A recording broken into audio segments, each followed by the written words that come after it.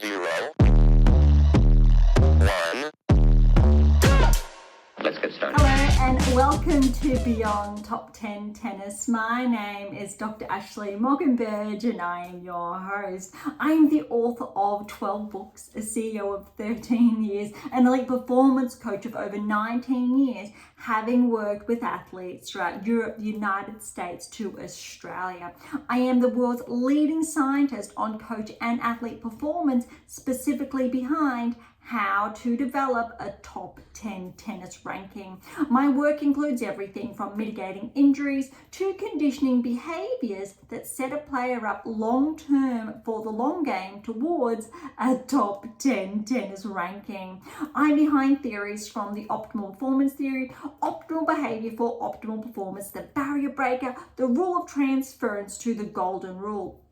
And an additional fun fact is that I am also the founder of a startup set on data privacy that provides a space for tennis players and others to interact around their game and so much more.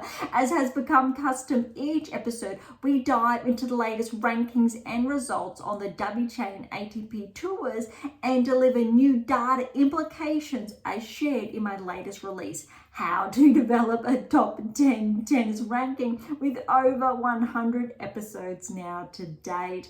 Today's episode is a special edition for the US Open. So we are going to dive in and get started. A little bit different from our previous or typical episodes, but if you've been following us for some time now, thank you so much. You know we've done the Australian Open, the French Open, the Wimbledon Championships, and now the US Open with our special editions. If you are new and you're just tuning in, thank you so much. I really would encourage you to track back to our earlier episodes that really set the foundations from a lot of, let's say, our scientific principles, the data implications, how they inform player performances and their rankings.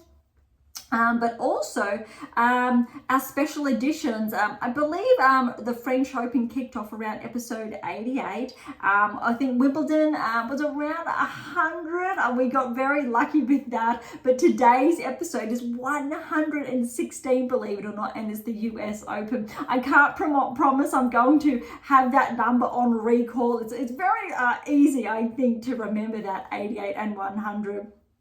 But we'll see how we go, I guess, in the weeks to months ahead. But look, as always, for these special editions, we are diving into all of the round one results. A little bit different, the US Open, because with the Australian Open, French and Wimbledon, day one action, or the round one action, was dispersed across the first 3 days, started a day early, and obviously Australian Open set the scene for that. US Open has decided not to do that. I'm guessing because they have a lot of night matches and they do go quite late. We actually have live, as I am coming to you, Pegula is still in action and so is Paul. Really interesting, and we know that it is quite late. Beyond Top 10 Tennis, I am personally based in Australia, so I'm getting all of these results, these matches at, let's say, a relatively good time compared to staying up past midnight as our North American viewers would be, and I'm sure, assuming that our European viewers, it's pretty late as well. But if you are based in a similar time zone, you are getting to watch it, let's say at a better time, in contrast to, let's say, the French to Wimbledon, where, oh my goodness, when you are based in Australia, there are a lot of late nights or early mornings. However, that said, there have also been a lot of early mornings already so far for the championships, but let's dive in. We've got it all over here on my second screen, if you are familiar. So look, if it is audio only, you know what we're all about as well. We did start the video feeds. I think it was around the French Open. Would absolutely love your feedback there. But also comments and questions, they're always welcome. And you will notice whether you are on Spotify or YouTube in particular, there are areas where you can leave those comments. Apple as well. But irrespective of what platform you are listening on, don't be shy. So I always say, come and say hi. Also with, let's say, those social channels, and I'll get to that at the very end of today's episode.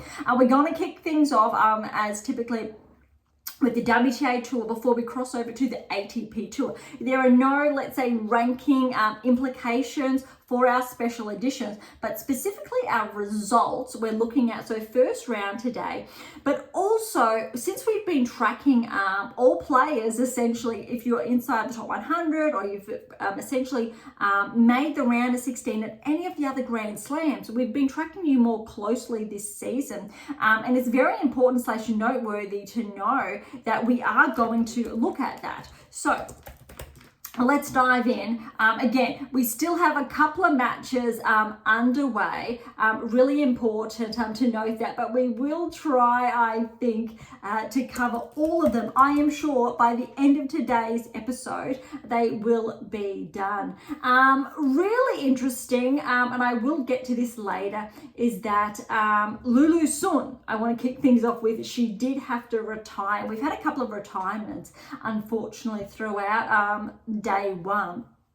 Sakkari is another one, but we will get to that. I just wanted to check that before we kick things off. Let's start with Swiatek. We know, and I think typically when Swiatek comes up for discussion, it's typically the clay surface, and it's often forgotten that in 22 she did actually win, and so she's the defending champion, whereas Gauff obviously won the championships last year. Okay, Swiatek though, who's only played one tournament back, had the past week off. So I think roughly this was actually only her fourth match on hard court, and I think we need to be really conscious of that because this scoreline was not, say, anticipated. Swiatek versus Rakhimova, who's just ranked outside the top 100, 6-4, 7-6. That tiebreak was 8-6. That was huge. A similar, I will say, scoreline happened a few weeks ago to Swiatek, where the match did end up going to a third because she didn't close off that second set. So when we're looking at that, it's a positive. Swiatek was able to close off that set, but I would have potentially anticipated a cleaner scoreline. That said, I'm keeping in mind that this is only Swiatek's roughly fourth match back on the surface. So when we take that into consideration and Swiatek's finding her groove, okay, but I will be expecting, and I say that quite loosely, but in the best possible way, that second round encounter for Swiatek, we want to see a more tight-knit game if she's to progress deep into the second week. All right, Saville and Shia Bahara. This was an upset here. Saville is actually Australia's sole player ranked inside the top 100. We actually have a number of other women players ranked just outside the top 100, and there were others in, but there have been obviously a lot of injuries, so for our Australian listeners. But Shia Bahara, she did knock Saville out 6-4, 4-6, 7-6, and that tiebreaker was 10-6. And it's really heartbreaking in these first round encounters when you do get a scoreline like that. I wish that both players could progress through. We know that is not how the game works. So very disheartening, I think, for Saville, but still a really good performance. Cocchiaretto and Bandel. Cocchiaretto is not seeded. She has been tracking this season on the radar, 6-3, 6-love. Preston Pavlyuchenkova. Preston, an up-and-coming Aussie. Still, I think she's around 18, 19 of age, I think. Pavlyuchenkova, 25th seed, she was always favoured. Look at this scoreline, 6-2, 6-love. Look, Pavlyuchenkova with that type of scoreline, playing really cleanly. Third round result is highly likely. We will get to the draws and what's next at the end of the first round wrap. Okay, Mira Andreeva against Osorio, 6-2, 7-6. Tiebreaker was 7-4. Good performance for Andreeva, potentially tracking towards a round of 16 result. Zhang Kruger with the win there. Love 6, 6-1, 7-5. Bluskova got the win over Lies, 6-2, 1-6, 7-5. Samsonova against Wang, 6-2, 7-5. Samsonova, I think, could potentially cause some problems in this quarter of the draw because she already has a win against Swiatek this season. Collins Dolhide, this was a very big upset for the 11th seed. However, recall, let's say, the US Open preview in this week's earlier episode, and it was anticipated that this would be a very tight match given Collins' recent first round exit.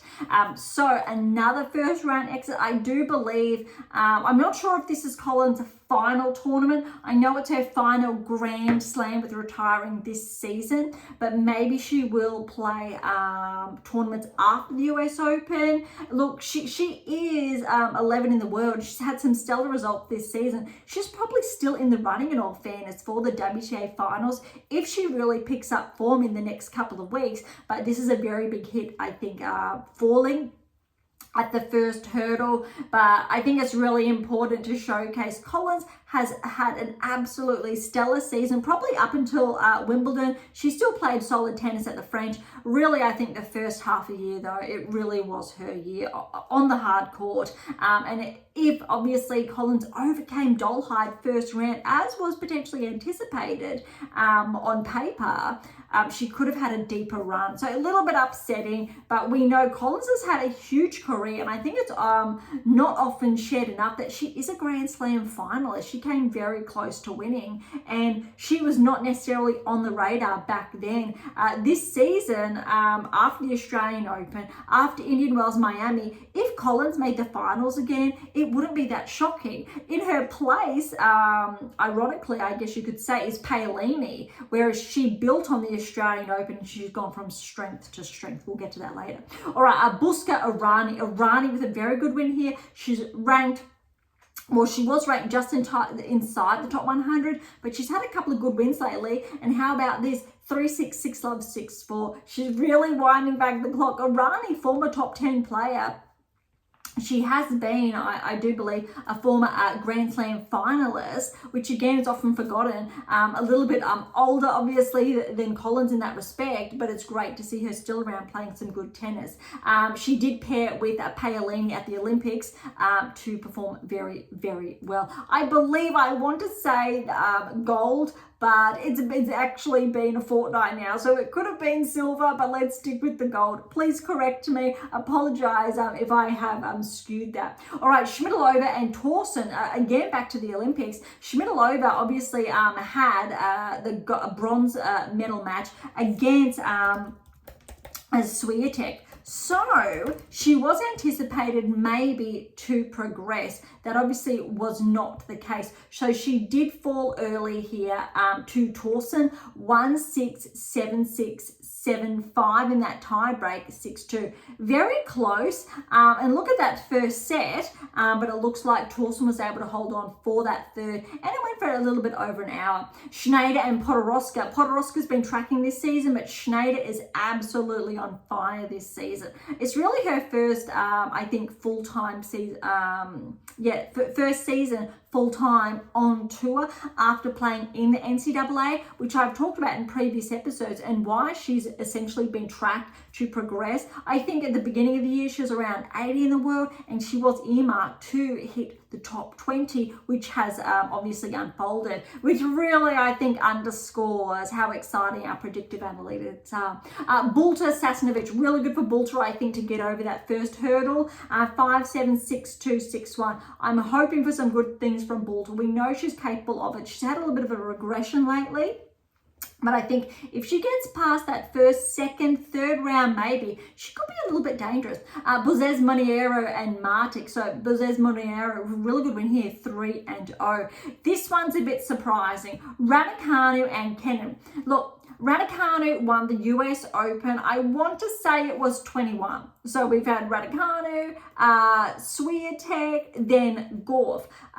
Kenin won the Australian Open a number of, I think, years ago now. But what's, I think, quite interesting here is that despite, I think, their rankings and the relative discrepancies in that, Raducanu is roughly around 70 now. Kennen's ranked higher, just inside, I think, or just outside the top 50, thereabouts. And this was really going to, I think Raducanu was the favourite here. Unfortunately, it wasn't going to be the case. I'm just correcting here, multitasking. Paolini and Irani did win the gold. So just wanted to double check there and correct those stats.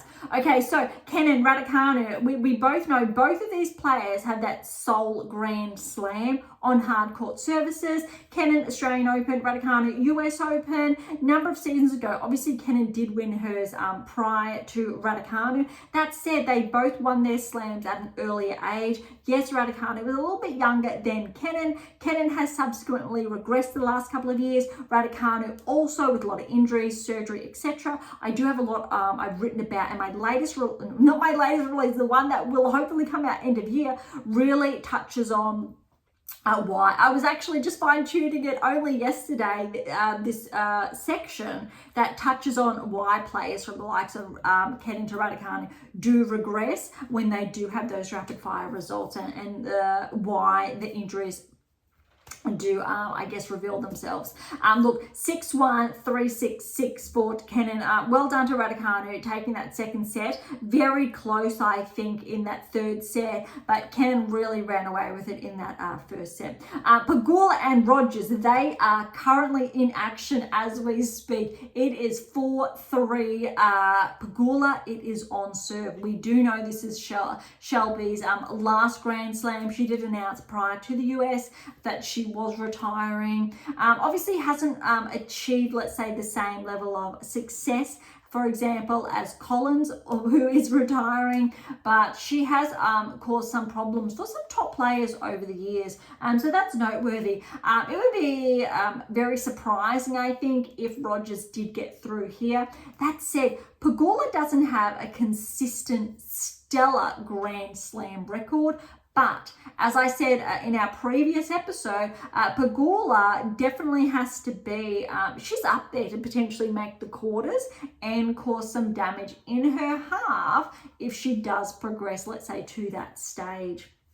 And I'm sure by the end of today's episode, this will be wrapped up. Otherwise, we will finalize the scores. All right, Rybakina and Ava. Ava's another Aussie who did have, she broke through qualifying. Rybakina, though, was too good. 6-1, 7-6. That scoreline was 7-1. But well done to Ava to get to that tie break. That is very, very impressive and noteworthy. All right, Ponche with a good win over Zheng, 6-4, 6-1. Wozniacki and Hibino. Wozniacki played absolutely stellar tennis in this first round result. 6-1, 6-love, 6-1. She is winding back the clock.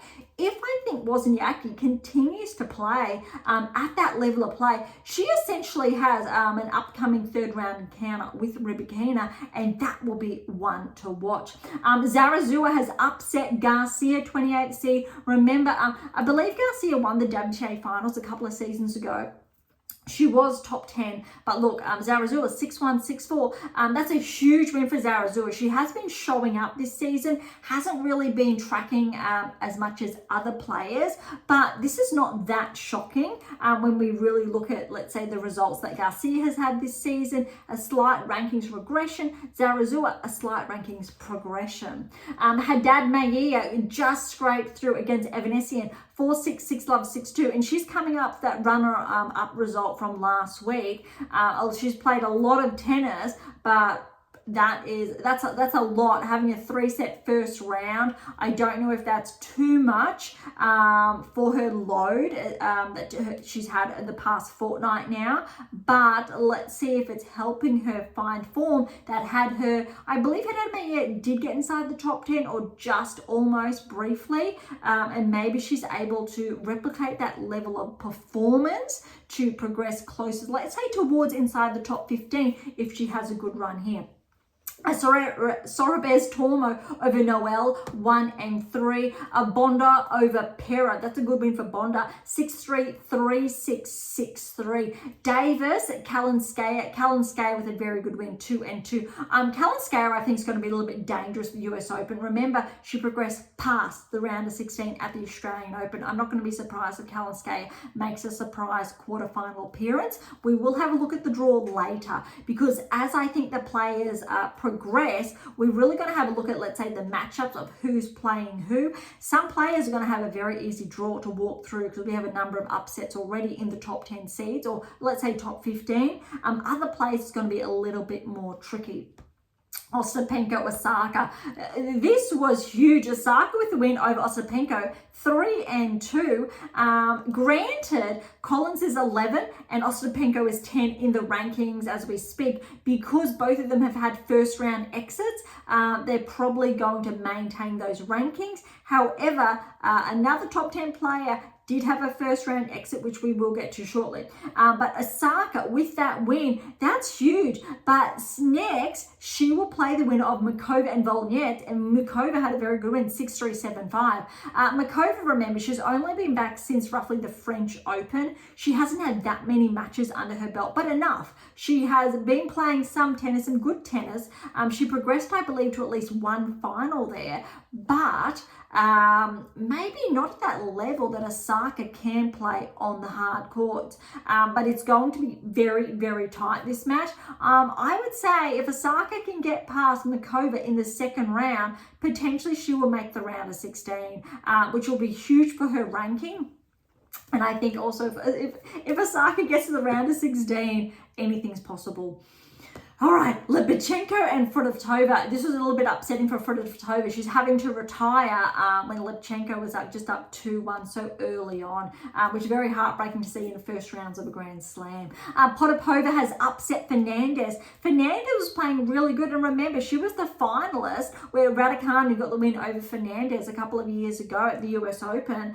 She's been playing some really good tennis. She's at a career high ranking, that topped roughly, I think she was around this ranking range after her finalist result, but she's been able to hold onto that ranking in contrast to Raducanu, and really consistently notch up those results.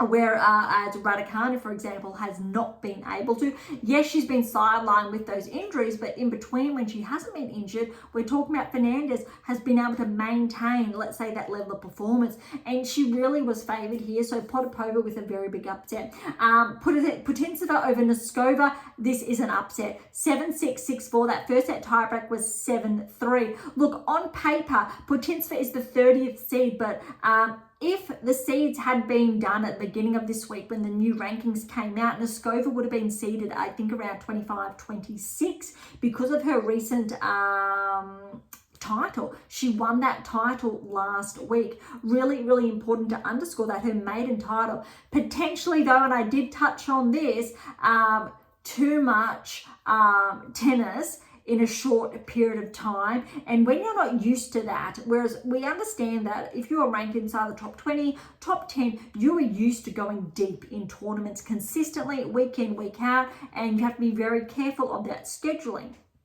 For players not quite there yet, sometimes it's too much. Your body needs to get used to it.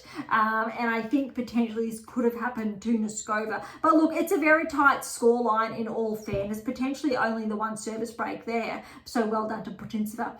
Wang got the upset over Rodionova. Although Rodionova did qualify, Wang was favoured. But look, 3-6, 6-4, 6-1. Sheriff Pliskova, I'm going to say she has upset Sheriff. Even though Pliskova she's a Grand Slam finalist, she kind of has been regressing of late, whereas Sheriff has been progressing so far this season. That said, you can never write off a Grand Slam finalist, let alone a Grand Slam champion. Pliskova, former top 10 player for a number of seasons. But look, Pliskova, well done. 6-3, love 6-7-5. I think that second set where Sheriff took that 6-love really underscores her level of play, what she really is capable of. But that third set, 7-5, I think really shows Pliskova able to close out those really tight sets from her experience.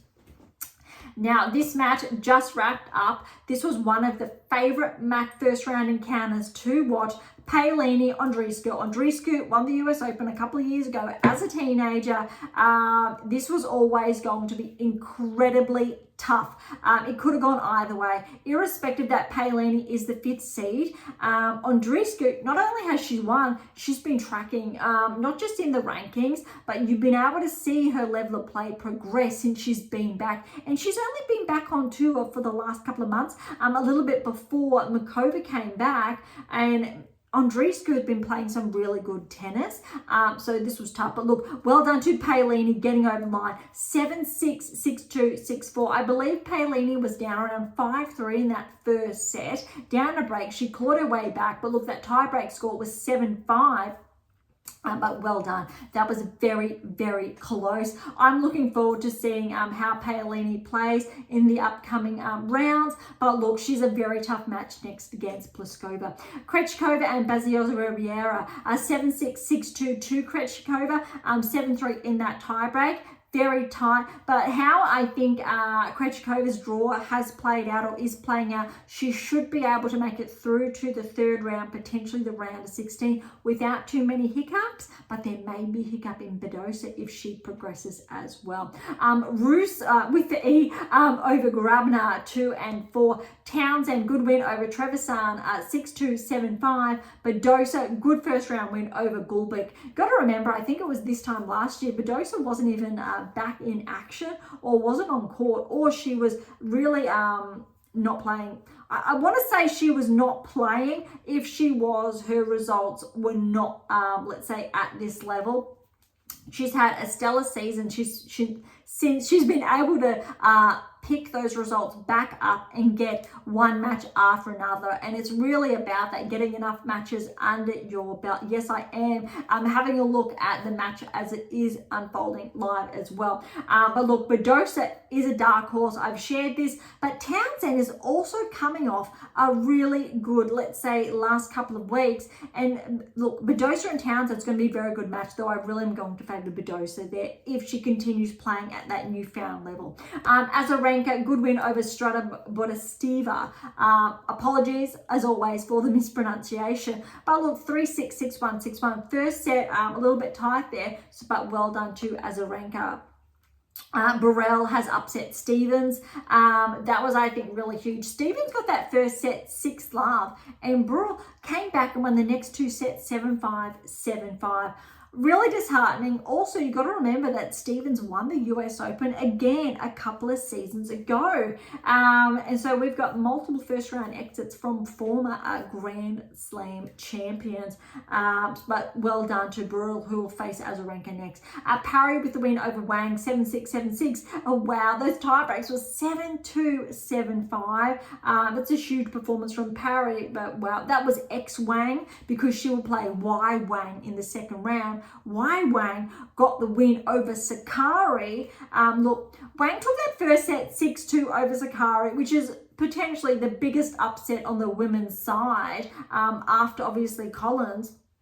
But look, Sakkari historically has not played well at the Grand Slam level, unfortunately, but it seemed like she did have a shoulder issue which forced her to retire. But look, I need to say at least Sakkari let that first set close off, whereas so many players these days, they will retire mid-set or just before, let's say, closing off that set. Really disheartening, I think, for Sakkari to exit that way. Hopefully she comes fresh next season. And this is when we're looking at the rankings. Sakkari is 9 and she's out. Then Ostapenko is 10, she's out. And Collins is 11 and she's out. And look, that's really opening up the window for Navarro, who I have pointed and shared over the last couple of weeks is poised to become a barrier breaker this season. And so for those of you who are not familiar with that, Navarro is on track to become a top 10 player after the US Open. And if Madison Keys tracks as well this US Open, both players will crack into the top 10. Keys has been in the top 10 before a number of times, so it would be huge for both of them, but it really would, I think, adjust the current, I think, alignment between rankings and results. Okay, Bogdan Felter Rus, RUS 6-4, 7-6, and that was 7-5 in that tiebreak. Dart got a good win over Paquet 1 and 2. Kostyuk upset Kessler. Now remember, Kessler won that title last week, I do believe, and Kostyuk was a maybe. It was always going to be tough, but potentially Kessler was riding that peak performance. That wasn't going to be the case. Kostyuk too good, 6-2, 6-3. Kostyuk, I think, is very dangerous because remember, she kicked off her season in Australia and she did surpass that round of 16. So if Kostyuk makes a round of 16 at the US Open again, it's not going to be that surprising. Svitolina, good win over Carl, although very tight first set, 3-6, 6-3, 6-4. Kalinina, good win over Doden, 6-1, 3-6, 6-1. And Maria over Sierra 2 and 3.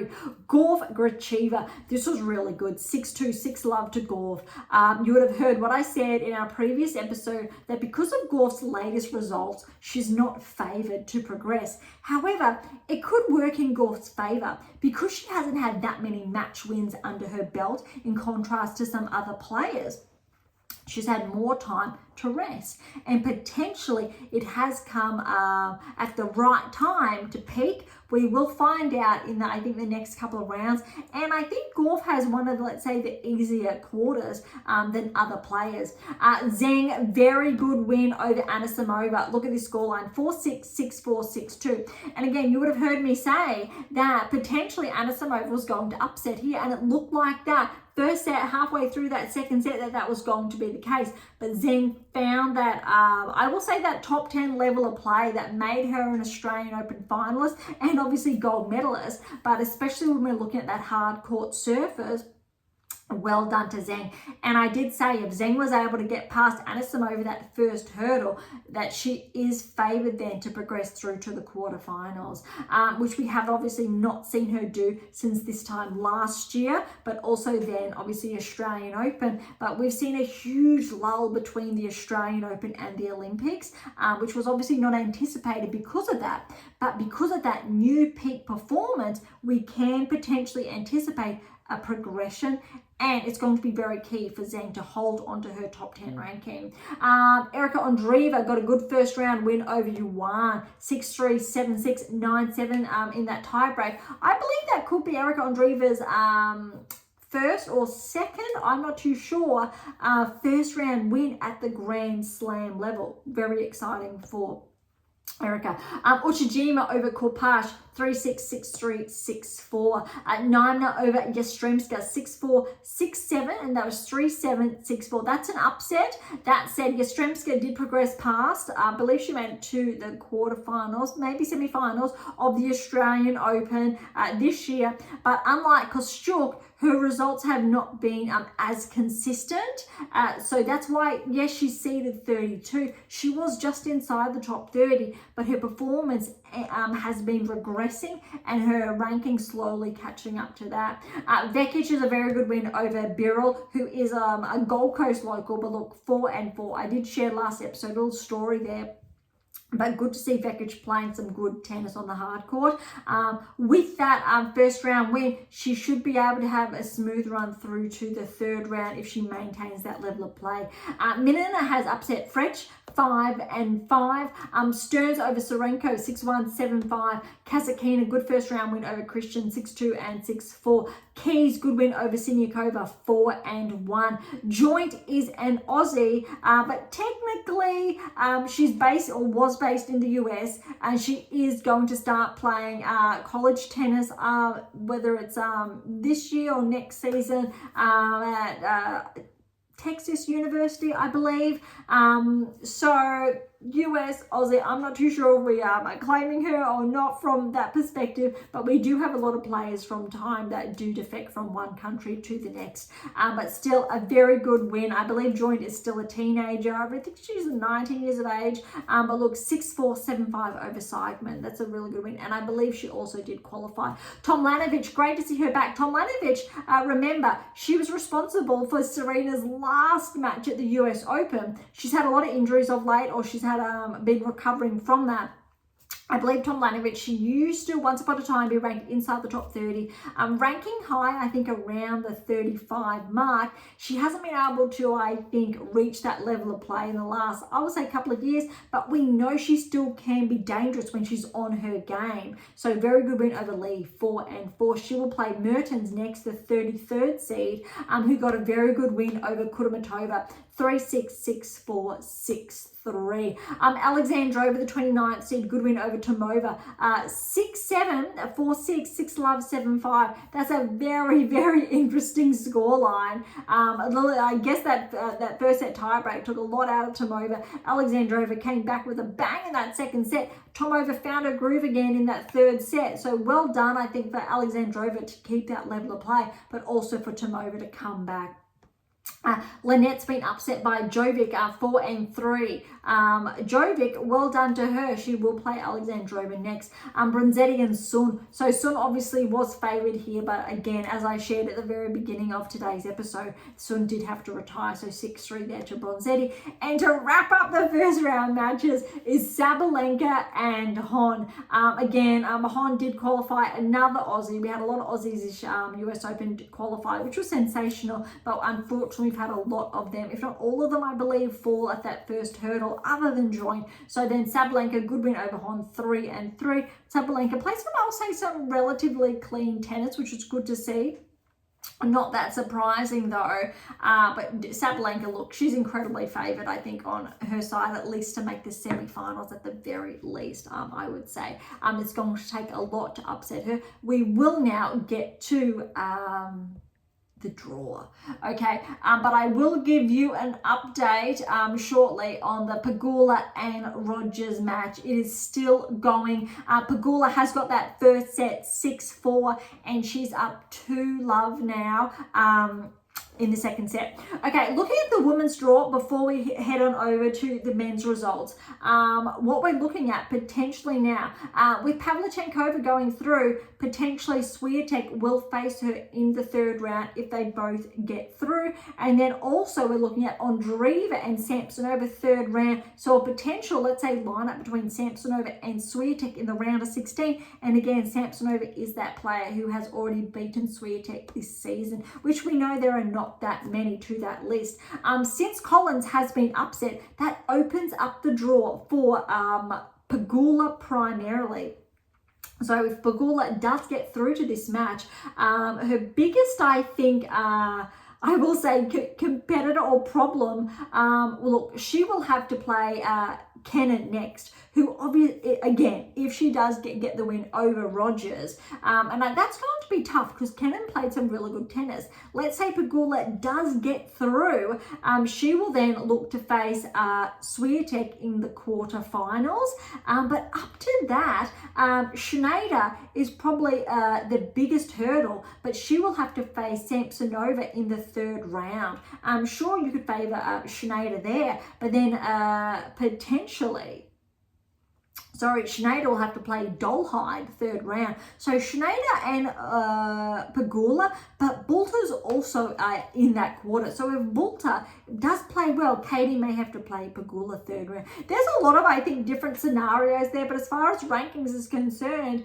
Pegula is now the only top 10 player or thereabouts in her small little quarter, and obviously Swiatek's quarter is above there. And if we drop down now, because I don't want to look too far ahead, we did do that in our previous episode, with all these players that have progressed and a couple of upsets. Again, Rybakina may very well have to play Wozniacki in the third round if they both do get through respectively. That will be very interesting. I did share that earlier. Kalinskaya is there, but look at this. Kalinskaya, if she keeps playing very well, she will then end up playing, I would say, Rybakina in the round of 16. Osaka getting through against Ostapenko, this is going to be a little bit dangerous because if she keeps tracking through, she will play Paolini then in the round of 16. That is going to be very, very tough. So there are a lot of very huge matches in that top half looking to play out in the next week. All right, bottom half of the draw, Krejcikova again, she is at the top. She is on track to meet Badosa third round, again, if they both get through their second round results, although Badosa has a tough test against Townsend.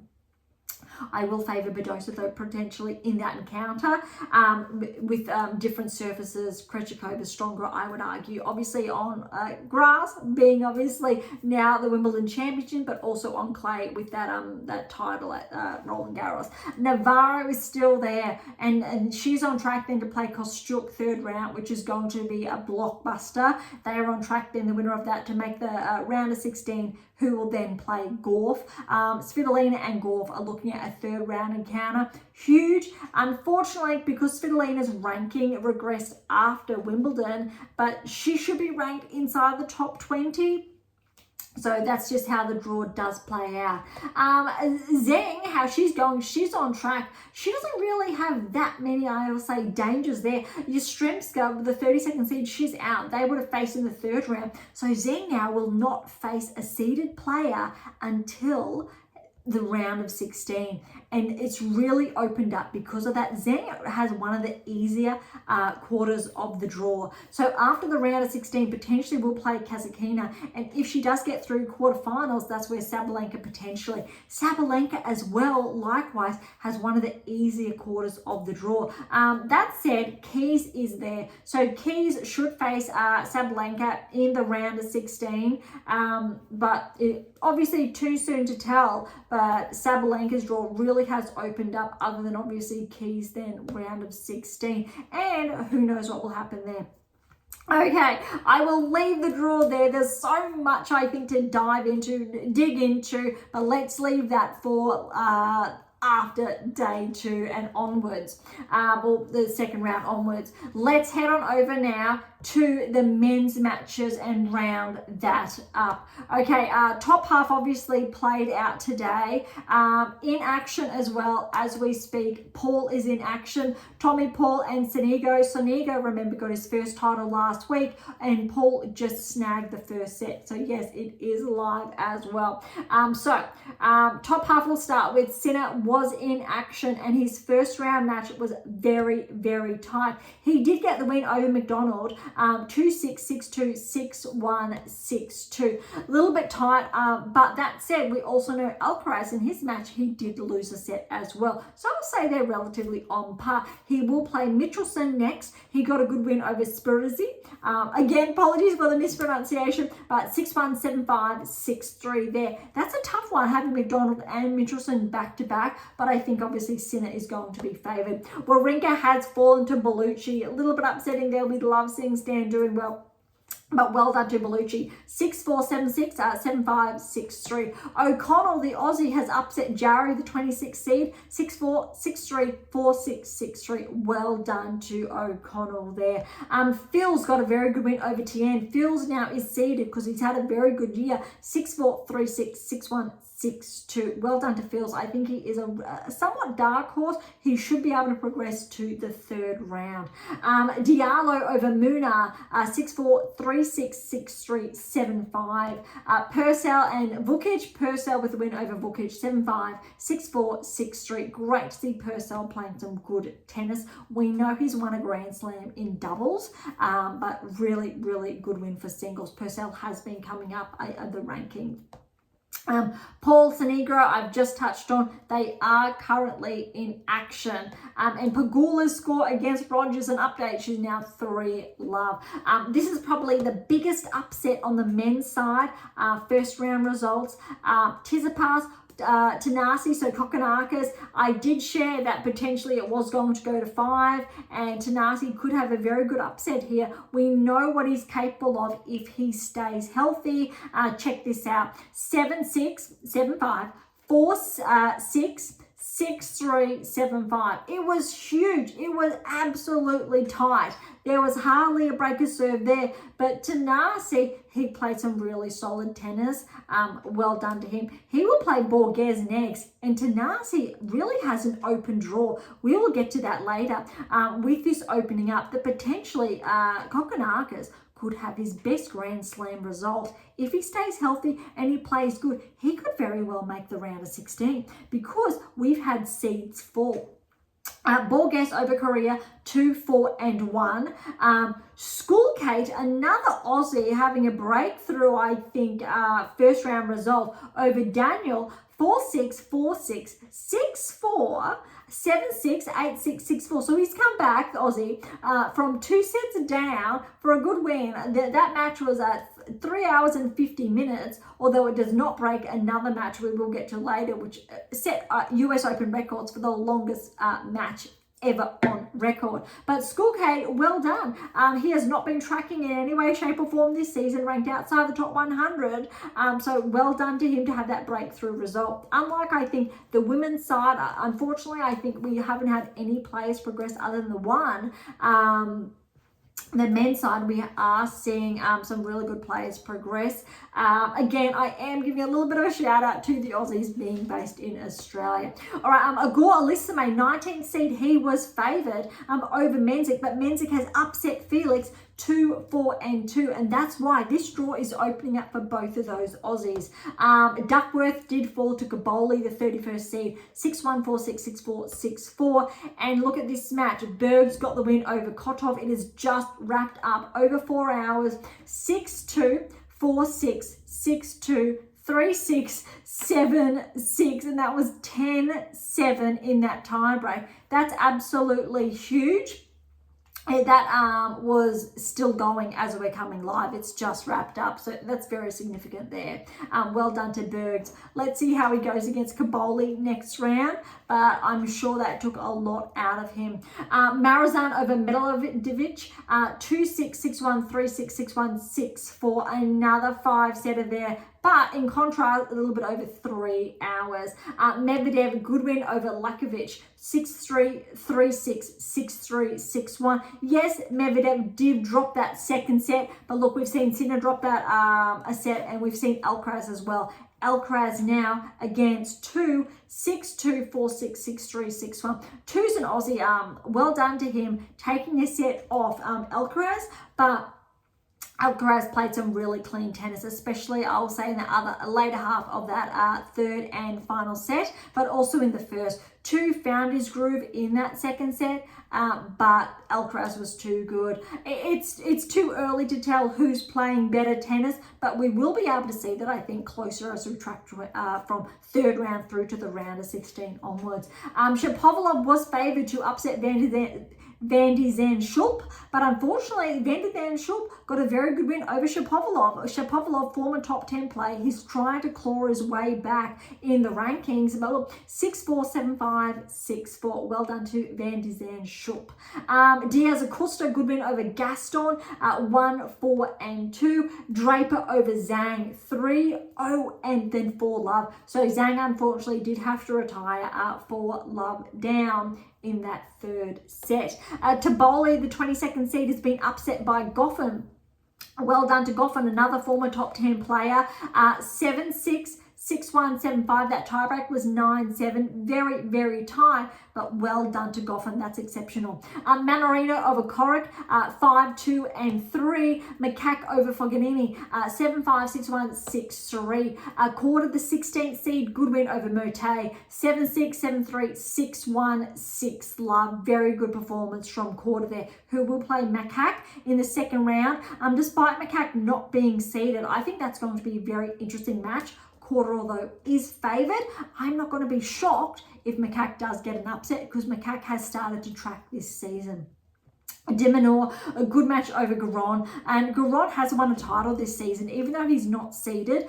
This was always going to be a challenging match, and you can tell from the scoreline as well, just over 3.5 hours, 6-3, 6-4, 5-7, 6-4. Well done to Alex. His first match back, we haven't seen him play since he had to pull out of Wimbledon. So very good match, I think. And if Alex can work his way into the draw, it really has opened up for him team as well. So he is favoured to progress through to the quarterfinals. But I think I did touch on he is going to run into Djokovic around round 16 quarters. All right, next we have Virtanen over Hales, 6-3, 6-3, 6-7. That was 4-7, 6-2. Navone over Altamar, 1-6, 6-2, 6-4, 6-1. Evans and Kakanokov, this was the record breaker over 5 hours, 5 hours and 35 minutes. I think the record they broke was 5 hours and 19 minutes. So they've essentially broken it by almost 20 minutes, but not quite, but that's very huge. Evans, he was favoured, I did say, to potentially upset Kakanokov, even though 23rd seed, we know what Evans is capable of. 6-7, 6-8, 7-6, 7-2, 7-6, 7-4, 4-6, 6-4. That's huge. That is absolutely heartbreaking that they both couldn't progress to the second round. But that, I think, is the fun, the joy, the heartbreak of a 5-set match, but also of a Grand Slam tennis, but also the nature of the game. But well done to Evans. Let's see if he can track in, I think, closer towards the third round at least. But that's going to be a lot of, I think, he needs to recover, without a doubt. Naldi, 30th seed over Savada, 3-2 and 1. Sorflin over Forbes, 6-4, 7-6, 7-2, 6-2. Thompson is playing some very good tennis this season. He is, I believe, at a career high ranking, just ranked outside, I think, the top 30. I think around he's definitely inside the top 50 now, but over Lestiani, 1, 3 and 2. And I say that because he will play Hurkacz next, who got the win over Skatov, 6-3, 7-6, 7-6, 7-4, 7-3 respectively. His match was a little bit over, just under 3 hours. Thompson's match was a bit just under 2 hours, but potentially Thompson could upset Hurkacz, the 7th seed.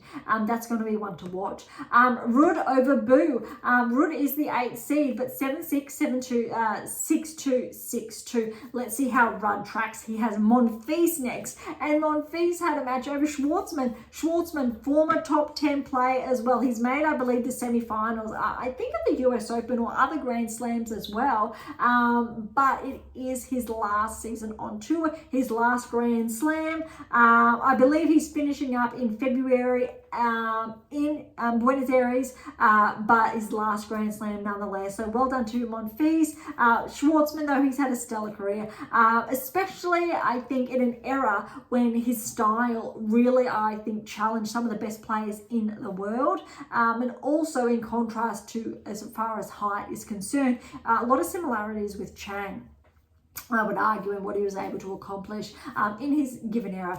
Look, 6-7, 2-7, 6-2, 6-2, 6-1 to Monfils. So obviously Monfils ran away with it after, I think, that first set, but well done to Schwartzman to get that first set nonetheless. Carabella's been over Choinsky, another 5-setter, 6-2, 6-3, 5-7, 6-7, 5-7, 6-3. That is huge, but it did, in contrast to the other 5-setters, 4.5 hours, very significant there. Shang has upset Bublik. Another seed has fallen, 6-4, 3-6, 5-7, 6-3, 6-4, 3.5 hours, a bit over there. Humbert, 17th seed over Monteiro, 3-4 and 4. Komsana over Stricker, 4-6, 6-3, 7-6, 7-4, 6-3. Berrettini, good win over Ramos Vinales, 7-6, 7-2, 6-2, 6-3. Blockbuster match next. He will play Fritz in the second round. That has to be the second round encounter of men's and women's as well. That's going to be very, very huge. Fritz is favoured to progress, potentially crack back into the top 10 after the US Open if he tracks, especially with Tsitsipas out, and Fritz, he should be able to notch up enough points to overtake Tsitsipas, but Paul as well, if he tracks, who is ranked behind Fritz, is also likely to track into the top 10 before the season's out if more seeds fall. But look, that's going to be very big. Fritz, good win over Ugo Carabelli, 7-5, 6-1, 6-2. Another seed is out, and this was potentially anticipated. Nakashima over Rune. Rune started the year ranked inside the top 10. If you've been listening throughout the season, you've heard me say why this regression was predicted, why I did say Rune would regress outside the top 10 this season, and what has unfolded, why he continues to regress, unfortunately, with those results. But look, well done to Nakashima. 6-1, 6-1, 6-4. So 2-1 and 4 there. Well done to Nakashima. He will play Kuzuks next, who got a good win over Carino Busta. 1-3 and 3. Kekmanovic got a good win over Nishioka. Another almost, I will say, 5-setter. Unfortunately, Nishioka was very unwell. I believe he started cramping a lot the beginning of that 5th set and had to be taken off court in a wheelchair, unfortunately. But I think that really shows that players really leave their hearts out on the court, but also what happens with cramps, obviously the need for sodium, etc., hydration, and if it's not managed really carefully at the highest level of play, these things can happen. Also something that I'm sharing more in my next release. Scoreline was 7-6, 7-2, 2-6, 5-7, 7-5, then 1-love in the 5th there. Mazzetti over Opelka. This was potentially quite close. That first set, 7-6, 7-3. Opelka got that second set, 6-1. Mazzetti got the third set, 6-1. Then that fourth set, 7-5 to Mazzetti. Mazzetti now, I think that was his potentially biggest hurdle. He should be able to track through to the round of 16. Sarah Londo over Offner, 5-7, 6-4, 6-4, 6-2. Echevry over Mapesh Pericard. I did say Mapesh Pericard could potentially upset Echevry here, but Echevry, I do believe he's also coming off a title win or thereabouts over the last couple of weeks. So too good for Mapesh Pericard, who's really just broken onto the scene this season. 4-2 and 3. Muller over Walton, 3-6, 7-6. That was 9-7 that tie break. 6-3, 6-4. Zverev in 4 over Matier. 6-2, 6-7, 5-7, 6-3, 6-2. Zverev's definitely favoured to track towards the semi-finals. Let's see what he's capable of. I think he's going to be very underrated, similar to Medvedev, to really make some inroads here. And if Medvedev or Zverev make the finals, again, it's not going to be surprising. Both of them are more than capable, and both of those players have been finalists before, and I believe Medvedev has won the US Open. Yes, he has. If I think hiccups are from whether it's Djokovic, Sinner, Alcaraz, Zverev and Medvedev will get there. I'm very sure, or semi-finals at least, there would have to be a player to really disrupt them, and that may very well happen as we look in the draw or to the draw. Rublev over Saberth Wild, 6-3, 7-6, that's 7-3, 7-5. Rindenek over Eubanks, 6-4, 4-6, 3-6, 6-3, 6-7, 6. Wow, 10-8. I will say that again. 6-4, 4-6, 3-6, 6-3, 7-6. 10-8 in that tie break. That match was just under 4 hours. Well done to Eubanks to almost get that breakthrough, but Rindenek, that is a super match. He will face Rublev next in the second round. Kruger over Grania, 4-6, 6-3, 6-4, 7-5. Lecheka, the 32nd seed, over Fuchsovich, 1-6, 6-4, 6-3, 3-love. Another retirement first round.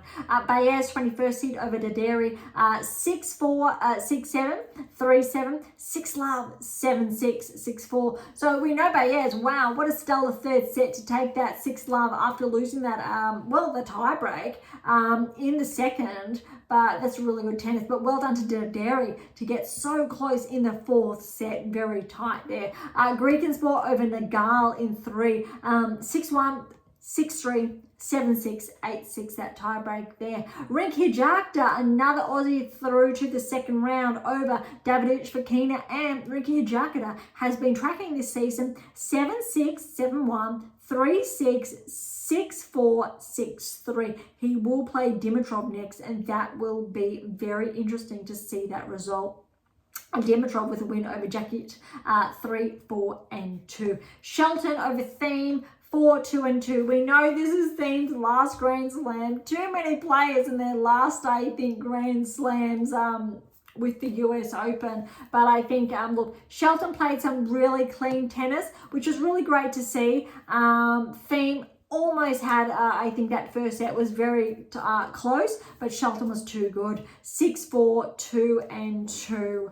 Bautista Agut over Nardi, 7, 5, 7, 6, 7, 6. Wow, those tie breaks were 7, 3, and 7, 5 respectively. He will play Shelton next. Shevchenko over Kopa, 6, 3, 7, 5, 5, 7, 6, 2. TFO, very good performance over Kokovic, 6, 3, 6, 3. 4, 6, 7, 5. A little bit dangerous there, but TFO will play Shevchenko next. He should be able to track to the third round and maybe, just maybe, cause some damage. Popram with a good win over Kwon. First time he is seeded at a Grand Slam, but well done to Popram. Another Aussie through 7-5, 6-2, 6-3. Martinez over Kazanowski in 5 again. Look at this scoreline: 6-7, 6-8, 6-1, 6-2, 3-6, 7-6, 10-6. 4 hours and 21 minutes. Well done to Martinez. He will play Popran next. You need to favour Popran, not just because of the seedings, but he'll have a little bit more in his legs. Struff has fallen to Tajiri in 5 as well. 6-7, 7-9, 6-1, 6-7, 7-9, 6-4, 6-4. How huge are those tie breaks?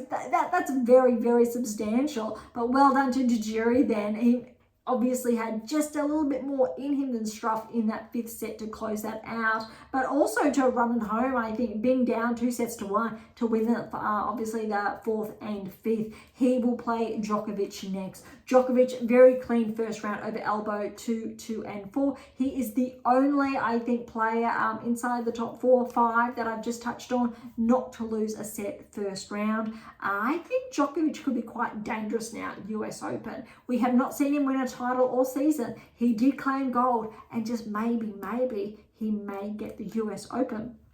But let's head on over to the draw now and look what is in store. Okay, very, very interesting. Before I do get that, I want to give an update though of the current, I think, scores in action. We know Pegula currently is 5-2, about to get that win, it looks like, over Rogers. But Paul, he did win that first set over Sinigro, 6-4, and he's up 4-1 in the second set. The match is going for a little bit over an hour now. Okay, so we can probably say that Paul is on track for that win. Let's have a look at that draw. So Sinner is looking at playing Paul in the round of 16. That could be somewhat dangerous, although Paul will have to play Phil's third round if they both keep getting through. Paul will have to play Purcell next.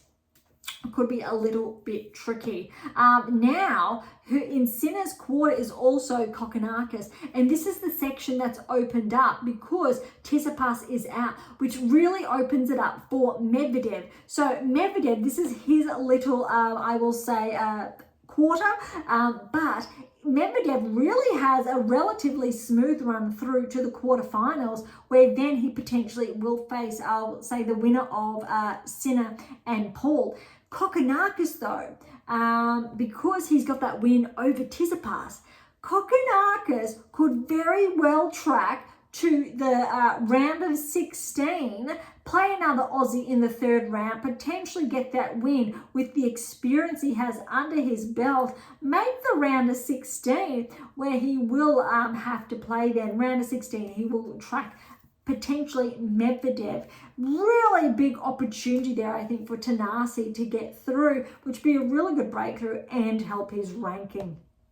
Okay, Medvedev and Hurkacz in the same quarter. I did touch on this in the previous episode. So Alcaraz, he looks like potentially tracking. Draper's obviously there, and Korda is there, roughly round of 16. But De Minaur and Hurkacz are looking to meet each other in the round of 16. Really want to favour Alex here, but if Thompson can upset Hurkacz, potentially Thompson could have a breakthrough, make the round of 16. That said, we need to remember Evans. he is still there, and he will face potentially de Minaur third round if he gets through. But again, Evans is coming off that over 5-hour match. Very interesting 2 quarters to keep a close eye on. Next, Ruud's draw. He has Monfils next. I think if Ruud can get past Monfils, he's probably more likely going to track to the round of 16 where he will play Fritz. However, Fritz needs to get past Berrettini. Obviously, we're looking at seeds and the seeds not falling. Really important there. But I think we could have in this small section a new player breakthrough. Komsana, we know his results, I believe it was at Wimbledon. He could equal those results at the US Open. Definitely one to watch. Also, we've got Rune is out, Nakashima is in, which opens up Mazzetti's quarter. So Mazzetti now will not play a seed in the third round. No, he won't play a seed in the third round, which is very, I think, noteworthy with Rune dropping.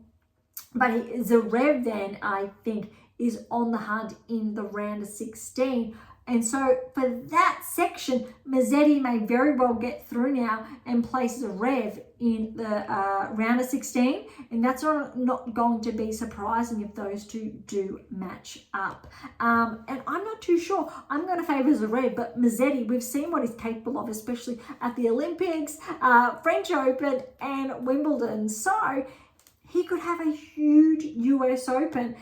Dropping down the draw now for the final quarter. We know Rublev's there. We know Djokovic is there. But we also know Shelton's there, Popyrin's there. Which means it's still on track. All the seeds in this section are still in play. So Rublev is on track for, I will say, his biggest challenge will come potentially against Dimitrov. Dimitrov has Hijikata in that second round. But if he gets through, it'll be Dimitrov and Rublev. Rublev may very well make his best Grand Slam result this US Open, potentially track through to the quarters, if not further.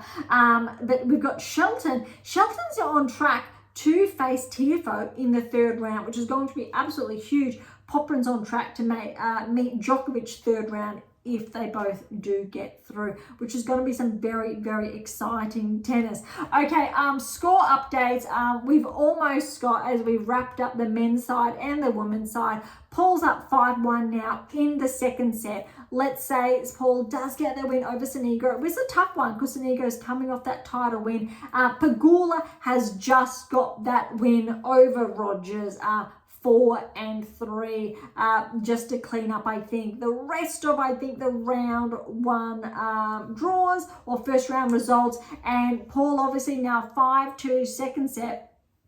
But we will say Paul is on track to progress through. That's really it for today, but we'll have a quick peek at the lineup for, I think, round two, or what's in store for day 3. And we've really touched on keys in action against joint, Tiafoe, Shevchenko, Gorf, Djokovic, Badosa, Townsend, I think, are ones to watch. Sabalenka, Bronzetti, let's see how she tracks. Fritz and Berrettini, that's going to be really interesting. Zhang and Erica Andreeva, that could be, I think, noteworthy, because you've got to remember, Erica Andreeva did get the win over Collins just over a week ago. Monfils and Ruud, they're one to watch. There are some really big blockbusters in store for us, I think, on day 3 for those early, or the first halves of second round matches. I will leave it there because we really have covered, I think, most of these matches and what is in store. So thank you so much. Thank you so much for joining us today. Look, to grab a copy of my new release. So if you are listening, you can't see what I'm doing, but I'm just reaching outside of the screen. How to develop a top 10 tennis ranking, but also about any of my other releases from the 7 keys, and obviously, there's 11 to choose from. My fictional release is just in the background there. So Pink Octopus Books is where you will find that one. Look, for any, grab your copy, AM8 International, or head on over to Amazon. So irrespective of where you're based in the world, you can grab a copy very easily. Comments or questions, head to AM8 or topic thread, the social platforms that on data privacy, or leave comments directly on YouTube or Spotify. To interact with Beyond Top 10 Tennis, head on over to AM8 International, or you'll see all of our social handles in the episode notes. To catch up on our blogs, head on over to AM8 International and look for our blog tab, or head on over to Substack with all links in the episode notes. Again, Pink Octopus Books just in the background there. But for something left of field, visit Spruik for some random polls. Would love your feedback there. And of course, if you enjoyed today's episode, please subscribe, like, or share. That'd be absolutely phenomenal and incredibly appreciated. For those who are interested, as always, we do have scholarships available on AM International, as well as options to work with me exclusively to nudge your performance closer towards that top 10 tennis ranking level to align with that ranking range, whether that is Grand Slam metrics or those ones in between, or setting yourself up for the 2025 season ahead. It is never too early. So don't be shy, come and say hi. On that note, thank you so much for listening. I'm so incredibly grateful. I am your host, Dr. Ashley Morgan Berge, and this is Beyond Top 10 Tennis, and I'll see you next time.